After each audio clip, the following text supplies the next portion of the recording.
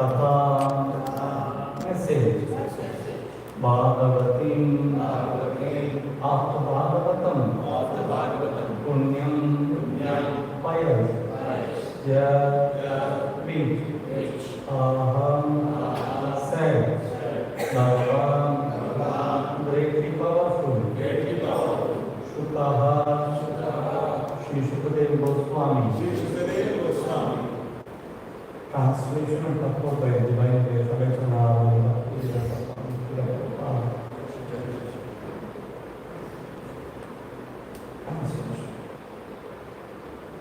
Shravanaka said, O Sutta Goswami, you are the most fortunate and respected of all those who can speak and recite. Please relate the pious message of Srimad Bhagavatam, which was spoken by the great powerful sage Shukadeva Goswami. Translation is repetition. Shravanaka said, O Sutta Goswami, you are the most fortunate and respected of all those who can speak and recite. Please relate the pious message of Srimad Bhagavatam, which was spoken by the great powerful sage Shukadeva Goswami. Sutta Goswami is a twice addressed herein by Shravanaka Goswami out of great joy, because he and the members of the assembly were eager to hear the text of Bhagavatam uttered by Shukadeva Goswami. They are not interested in hearing it from a bogus person who interprets in his own way to suit his own purpose. Generally, the so-called Bhagavatam reciters are either professional readers or so-called learning personalists who cannot enter into the transcendental personal activities of the Supreme Person. Such impersonalists eschew some meanings out of Bhagavatam to suit and support impersonalist needs. And the professional leaders at once go to the 10th canto to mis-explain the most confidential part of the Lord's pastime. Both these reciters are not bona fide persons to recite Bhagavatam. Only one who is prepared to present Bhagavatam in the light of Shukadeva Goswami, and only those who are prepared to hear Shukadeva Goswami and his representative are bona fide participants in the transcendental discussion of Srimad Bhagavatam. Thus ends the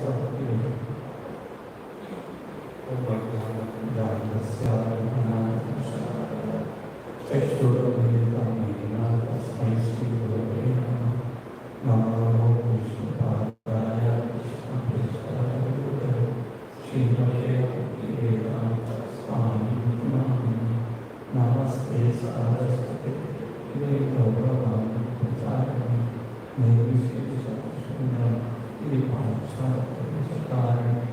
Jaya Shri Krishna Chaitanya Prabhu Nityananda Shri Advaita Shri Dasa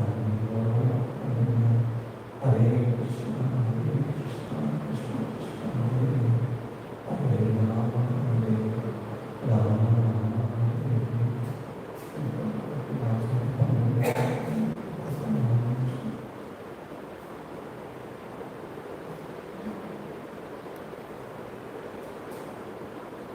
It was an article about a famous Hollywood actor. So how was his life? What all the tough scenarios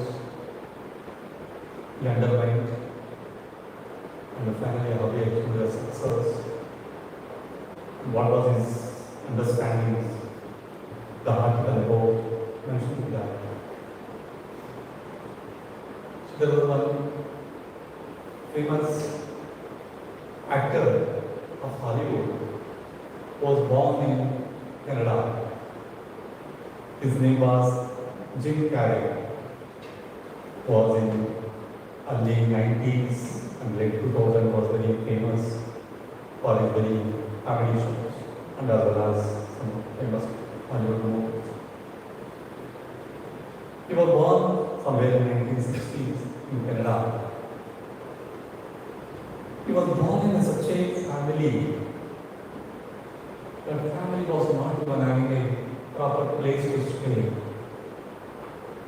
Even forget about own house, even they could not offer the rent.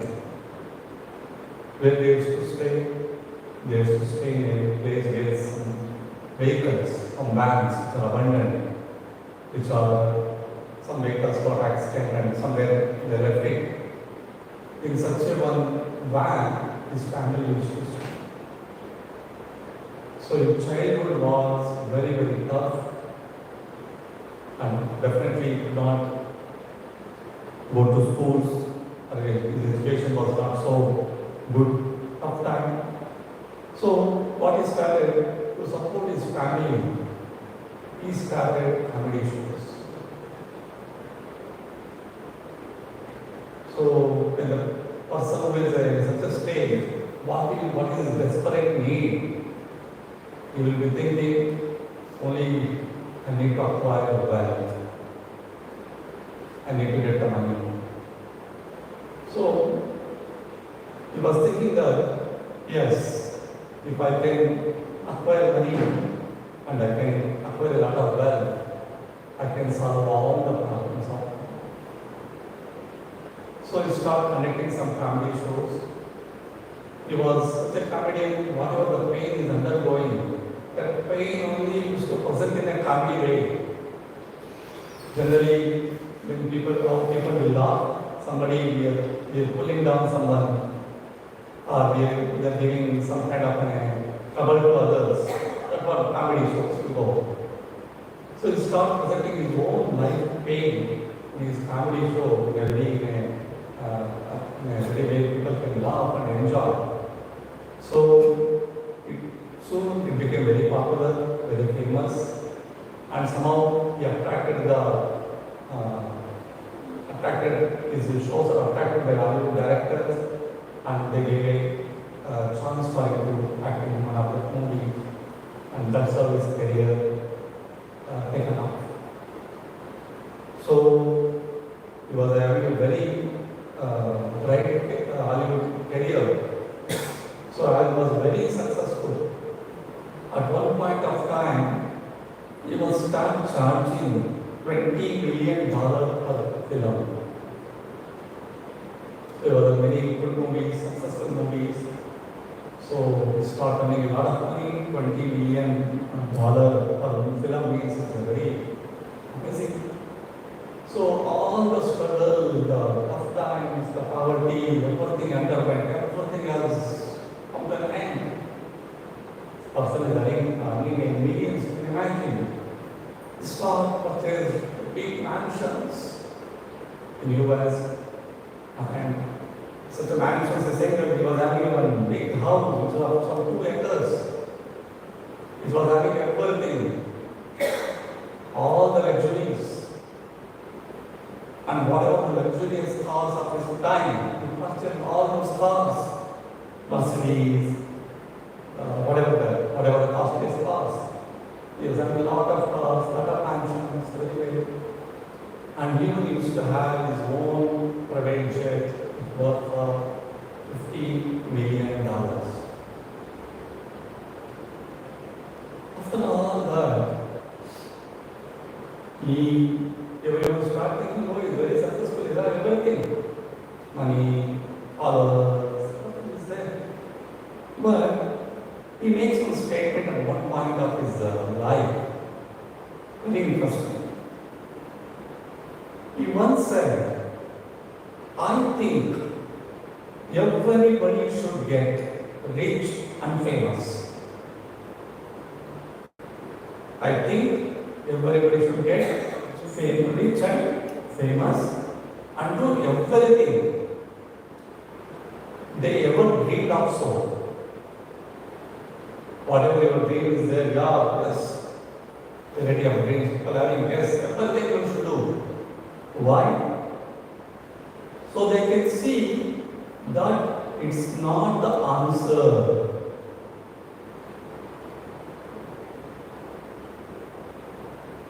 Whatever you are saying that to become rich and famous and do all activities of your dream, and why? What they will realize? It is not the answer for the life. Because this actor at one point of time was going undergoing depression. So at that moment when he was having all this wealth, he turned towards spirituality. So there he mentions, see, this Jim Carrey is not a person, he's just kind of playing one character. This Jim Carrey is a character. So practically something understanding, yes, I am not this body, I am just one playing a role. So then gradually he stepped down from the Hollywood and more focused on deeper purpose of his life.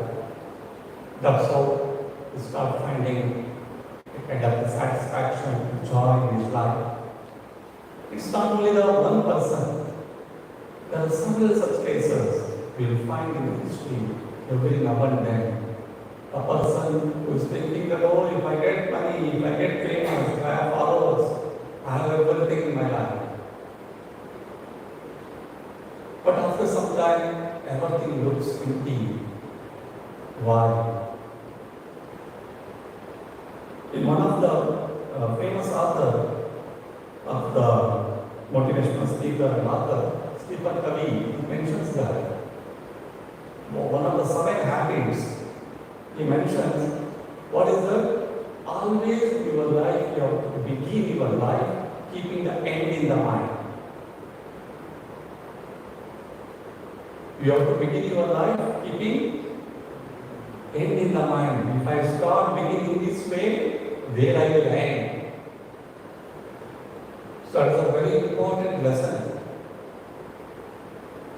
Because after reaching the end, you cannot say, no, this is not the end I'm supposed to come.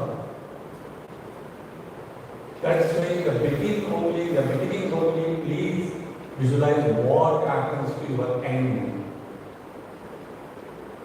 Another one famous personality everyone knows, Steve Jobs.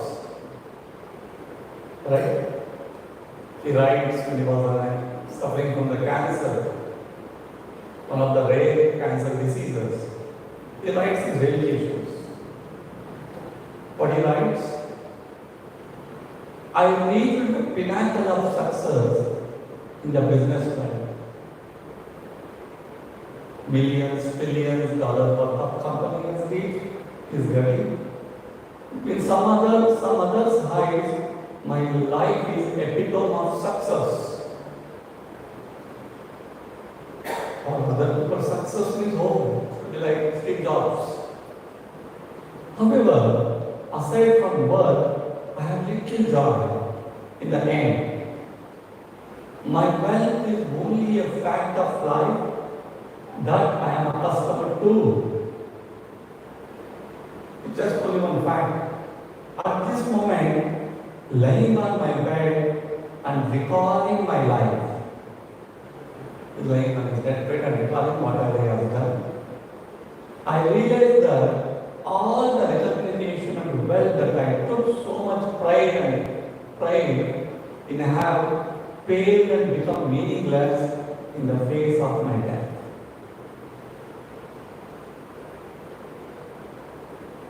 All the success, all the pride, whatever he has got, everything has become what? Meaningless. Meaningless is no use. It has no purpose. And it has become very pale and meaningless in the face of my death. Now on the moment what is invisible money? Only the death. Say, you can employ someone to drive the car for you. Yes. Make money for you. But you cannot have someone bear your sickness for you. You can hire a driver, you can hire employees to make money for you, but you cannot have someone bear your sickness. So suffering, working, my suffering, you take your money. So that's not possible. Material things lost can be found or replaced. But there is one thing that can never be found when it's lost. What is that? Material things can last, can be found or replaced, but there is one thing that can never be found when it's lost. What is that? Life itself. Whichever stage in life you are in the right now, with the time, you will face the day when the third time comes down. Whatever stage, from one point of life, one point of time, curtain of our life has to come down. So then, what we have to prepare? How we have to prepare for it? So, in a life, definition of success, how you define your success, plays a very important role in your life. What is your understanding of success? What do you think as a success? That decides the journey of your life. In all these cases, Steve Jobs or Jim Carrey, what is happening in their life?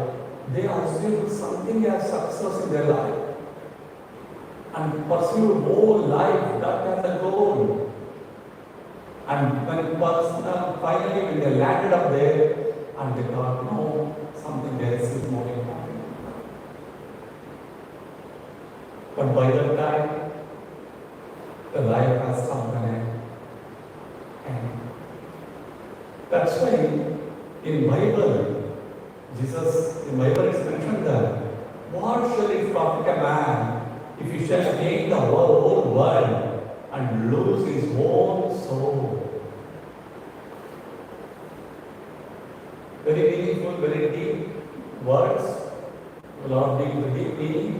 What shall it profit a man if he shall gain the whole world? He's conquered everything. Knows his own soul. He has forgotten his own purpose and forgotten his own mission. Then what is the use of it? So another famous author mentions success without fulfillment is the ultimate failure. See, very deep, very meaningful words. Success तो मिल गया, but वो success के बाद success के अंदर क्या नहीं है? फुलफिलमेंट नहीं है, एक सैटिस्फैक्शन नहीं है. It's a hollow success. अंदर पूरा खोखला है, कुछ नहीं है अंदर. बाहर बहुत अच्छा बॉक्स, अंदर empty. So that's what is mentioning about here. Success without fulfillment is the ultimate failure.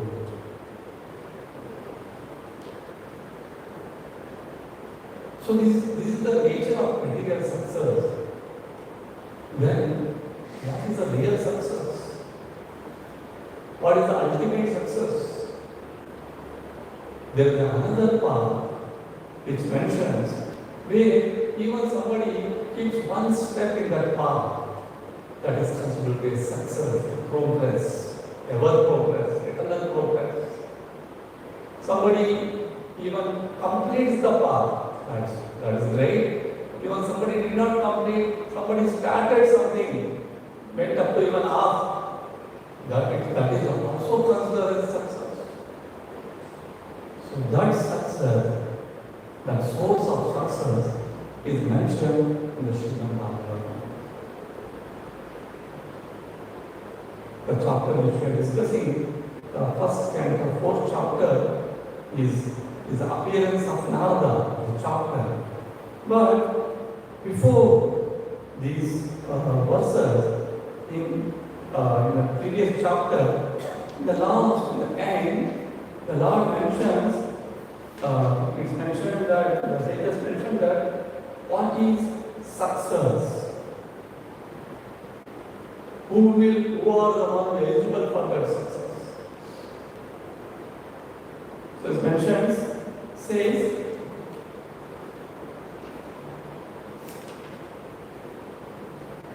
Ateva Danya Bhagavanta Idam Et Vasudevi Akila Lokanate.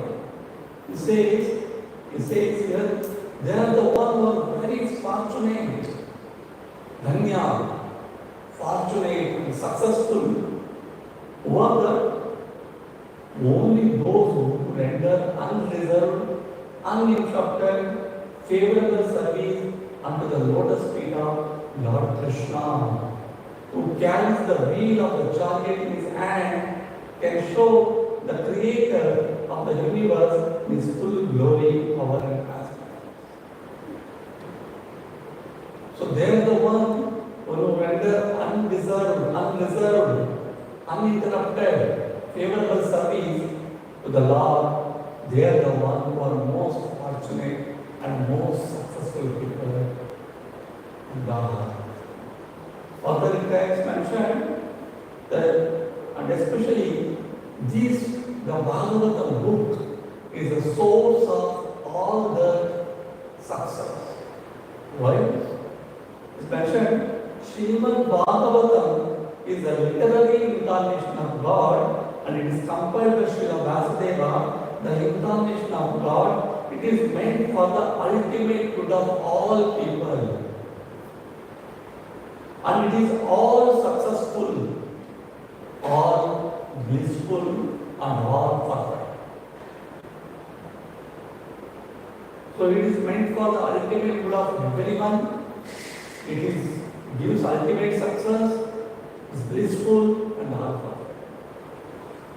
In other case, the previous case study we have studied, the person who followed, he himself is not satisfied. And the people surrounding him also not happy. Even many times people have a lot of wealth, money, still there is dependency touching. Still they will have different opinions, they won't be happy with him. So neither he is happy, nor his dependents are happy. And really he does, keeping in the mind, oh, I am doing all these things. I have to make my family happy. I have to make my society happy, my community happy. But finally, when things come to a scenario, neither he is happy nor others are happy. But what happens in the case of a devotee? In the case of devotee, he is in a great joy when such a difficult situation comes, because he has marched through a path of very joyful, blissful.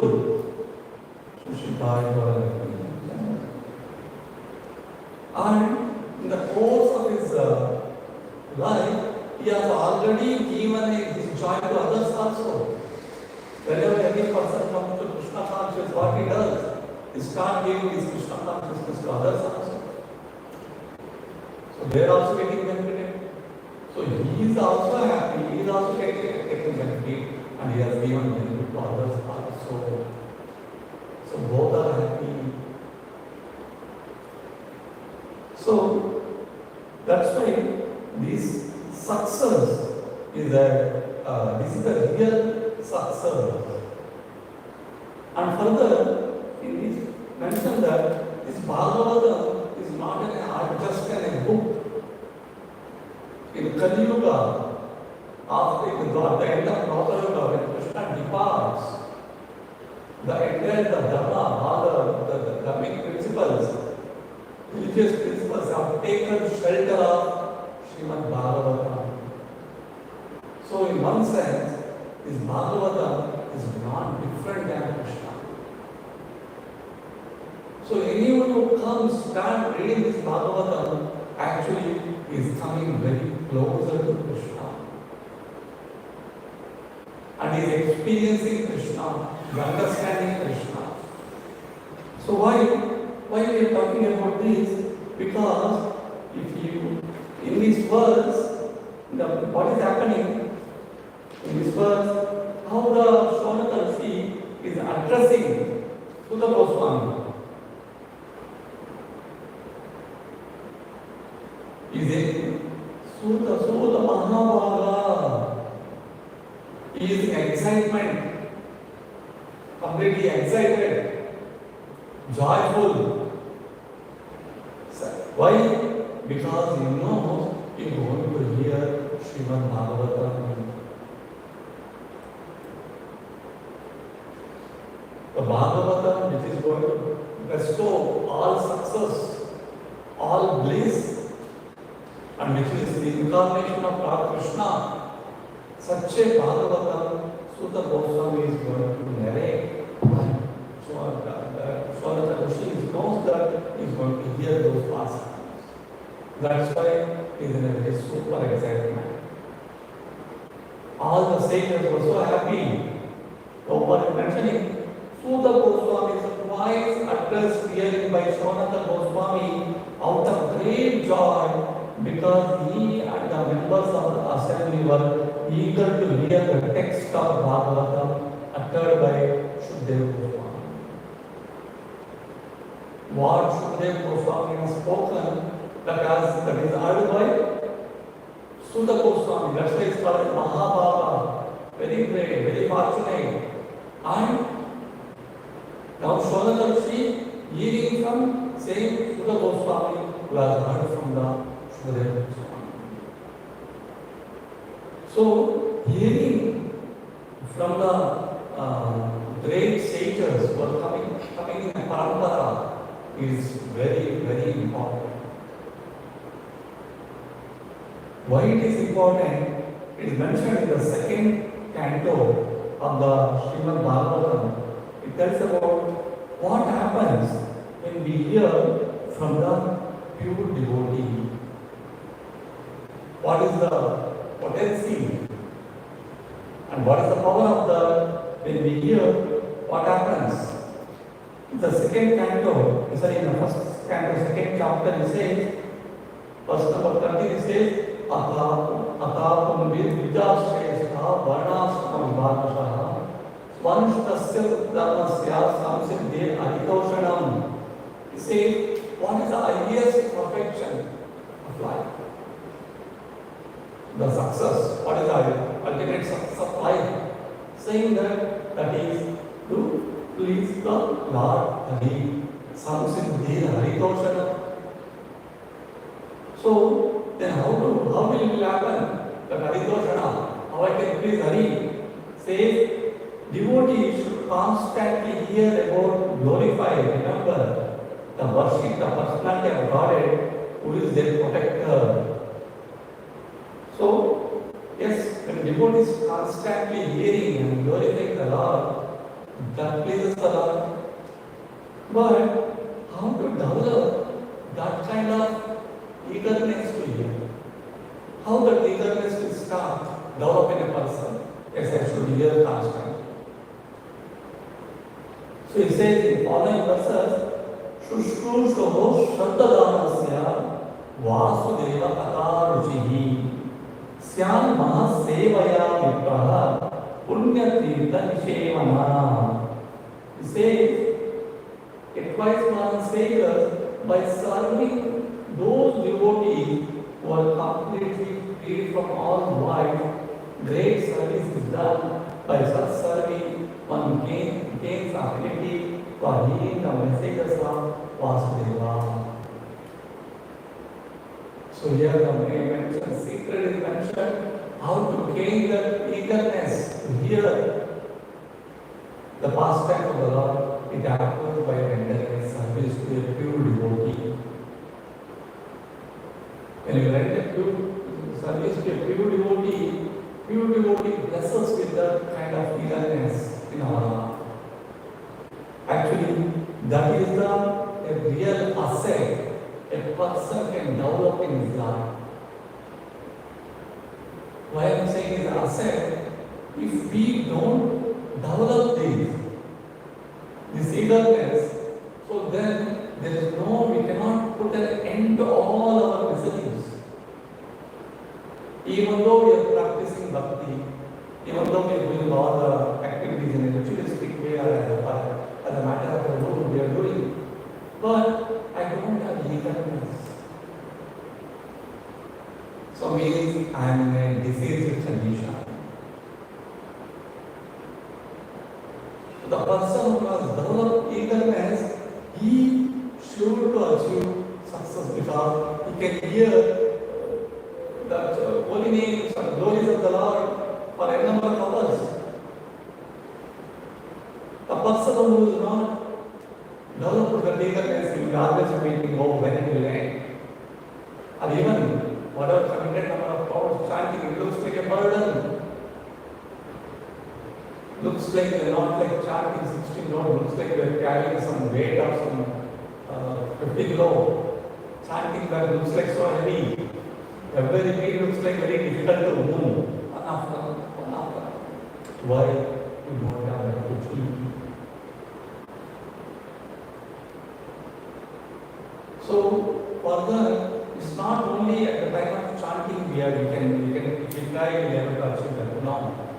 Our whole day has to be scheduled, it should be in such a way, and then only it should be in accordance with the Shastra, in accordance with the Acharya, where they follow all the things, then only that will yield a good taste in our chanting.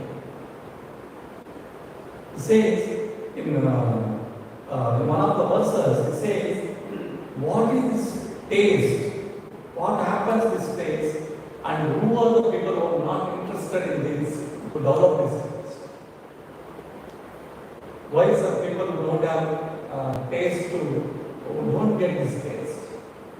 So, Parikshit Maharaj says, in the 10th chapter, in the very beginning, he explains who can hear the Lord's glories for a long time.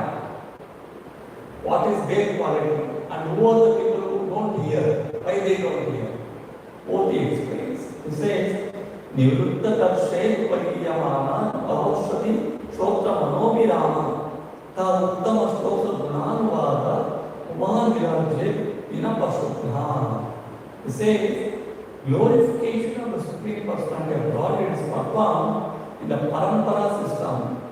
That is, it is conveyed from spiritual master to disciple.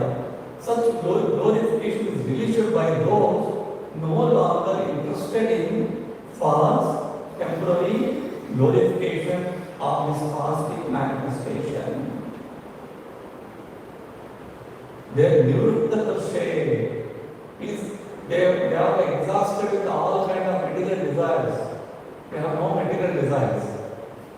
So such a people can hear Bhagavatam, and such a person can speak Bhagavatam for continuously, and such a person can hear Bhagavatam and speak.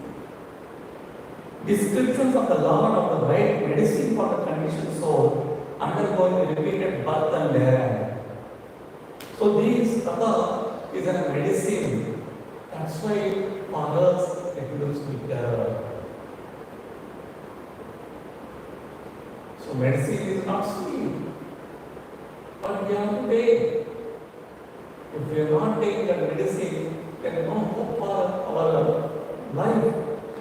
Therefore, who will hear in such glorification of the Lord except a butcher or one who is killing his own self? If somebody is a disease, doctor has given a medicine, he knows he's having disease, and this medicine can cure, but still that person is not ready to take that medicine. So what he's doing actually is, that is one way of committing a suicide.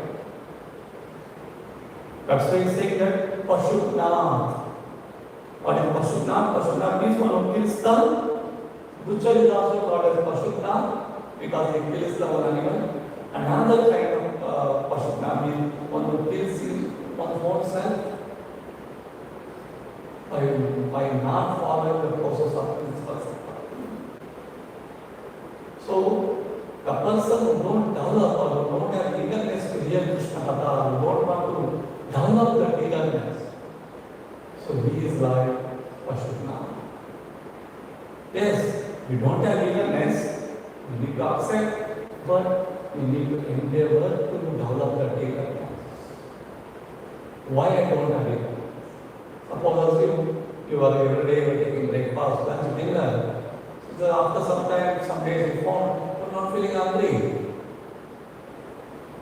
Okay, you take notice if you one time a day. Will you be okay? No. Why I am not feeling hungry? Something is not going well in my body. I should get treated. Immediately consult a doctor. So same way, when we don't have eagerness, we also should look into how to develop that. That's what the entire sadhaka life is. Practitioners, that's what we need to practice. How to develop more eagerness in our devotional life. Oh, okay, now I have come to these many rounds, 8 to 12, 12 to 16. Oh, that's enough. बहुत कर रहा हूँ मैं, प्रभु जी मैं बहुत भक्ति करता हूँ. So means he is thinking that he has reached the pinnacle. Sometimes people say, प्रभु हमारा हर श्वास में चलते रहता है. हर श्वास में हमारा नाम जब चलते रहता है. हम माना तो क्या जरूरत है? So that kind of an attitude itself is a very kind of a suicidal policy. Actually, how can devotee things, one is actually practicing even think, I am not doing much. These are like devotee things. So, we need to develop that eagerness, and among all kind of eagerness in different bhakti, the eagerness to hear is very important. It shows how much you are really purified. We are not able to hear the material news. What is happening in outside world, politics, some cricket, movies, so eager. There is no question of inattentiveness there, no depth of there. When you are watching a movie, anything happen, oh, my mind, I am watching movie, but still my mind is somewhere else. It happens? No, completely observed. Why? Chanting. Why is happening? Because we don't have taste for chanting. We have a taste for mundane material thing. That's why without any kind of deviations, we will watch how much ever the movie, boring movie, still attentively we will watch. Is it not right? But that is not same thing with chanting. Why? We are not made an endeavor to develop the eagerness. See, this is actually the check of bhakti. Okay, we are coming, doing other things. Externally, we are doing we are devotees. Yes, to some extent we are devotees. But the real devotee is the one who has developed the eagerness. How much eager? How much you can hear? 60 notes you can hear, 64 notes you can hear. That shows his advancement. This is not visible externally. This is all our internal way we can assess ourselves. How much difficult for me to chant one long 108 times. Out of 108 times, Hare Krishna mantra, how many mantras I need to hear? see the condition of ourselves. So that's why Bhagavad here in this verse is by mentioning here the eagerness of Shonaka Rishi and all other sages who are there in the Naimisharanya. Is the Bhagavatam is stressing about how much they are eager. So if you see next verse, the Shonaka has so many questions. Is it so eagerness? Why this? Why that? Where it happened? How it happened? Who did? Who told? Where he has come? So many questions. But so much is eager. You want to know all those things. So that is a sign of eagerness. When you are eager, you are inquisitive, you want to ask more questions, you want to understand. So this eagerness is like an initial spark for bhakti. That initial spark is there, then everything will, then that fire will become a big fire. So we need to sincerely pray to the Lord, sincerely pray to the Holy Name to give that eagerness to us. Otherwise, we may keep doing chanting, we may keep following all the principles for hundreds of times. We will be here only. We will be permanently settled in this material world. That won't take us. Because if we don't have the eagerness, what Krishna will do? Why Krishna has to take? If ourselves we are not eager, that's why we need to consciously endeavor to develop this quality, eagerness to hear, eagerness to serve, eagerness to preach, eagerness to have a beautiful darshan of the Lord. Everything, eagerness is key. So, we will end here. Srimad Bhagavatam ki, Srila Prabhupada